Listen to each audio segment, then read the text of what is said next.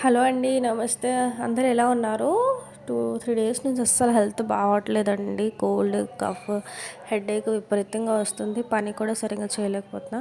So, అందుకే ప్రాపర్‌గా videos అయితే ఏమీ తీయలేదు. ఇవైతే లాస్ట్ సండే వీడియోనండి. సో, మధ్యాహ్నం యాక్చువల్లీ లంచ్‌ది అయితే వీడియో తీశాను. బట్ అది ఎక్కడ మిస్ అయిందో నాకు అర్థం కాలేదు.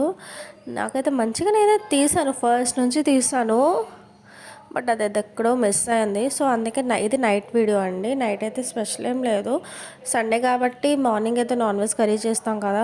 సో అది ఉంటే నేను నైట్కి చపాతీలే చేసుకుంటాం. ఎక్కువ పని ఏం ఉండదు. సో ఇదైతే ఎగ్ ఫ్రైడ్ రైస్ చేద్దామని పాప కోసమని చేస్తున్నానండి. రైస్ ఉంది కొంచెం. సో రైస్ చేసి ఇప్పుడు తన కోసమనే ఒక ఎగ్తో ఎగ్ ఫ్రైడ్ రైస్ చేస్తున్నాను. సో ఇక్కడ మీరు గమనించుంటారు, నేనైతే ఆయిల్లో అయితే మసాలాస్ వేసాను. ఉప్పు, కారం, పసుపు అనేది అయితే ఆయిల్లో వేసాను. చాలామంది ఎగ్లో వేస్తారు. నాకు ఫస్ట్ నేను కూడా ఎగ్లోనే వేసేదాన్ని, కానీ ఆయిల్లో ఈ మధ్యన వేయడం స్టార్ట్ చేస్తాను. దానివల్ల ఏంటంటే మిక్స్ అవుతుంది. ఎగ్లో వేస్తే ఎగ్కి ఉండిపోతుంది చాలా వరకు, అందుకే అట్లా వేస్తాను.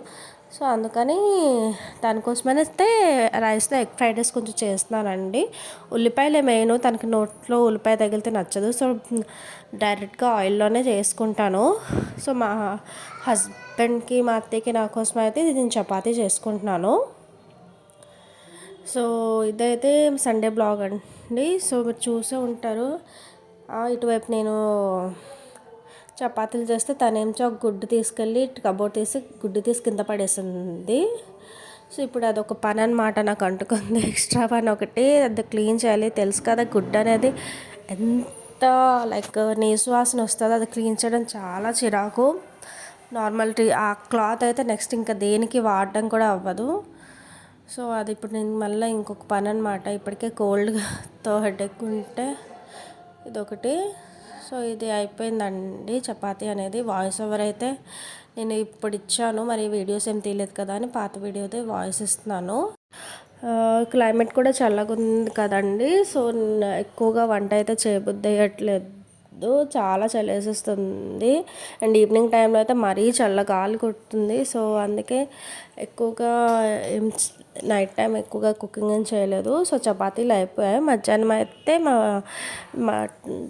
మటన్ కర్రీ చేసి చికెన్ దమ్ బిర్యానీ చేశానండి. మటన్ అనేది కొంచెం రేట్ ఎక్కువే కాబట్టి ఎక్కువ అయితే తినమండి. ఇంకా అత్తయ్యకి, మా హస్బెండ్కి కొంచెం బీపీ ఉంది కాబట్టి తినకూడదు అంటారు కదా. సో అందుకే తినం.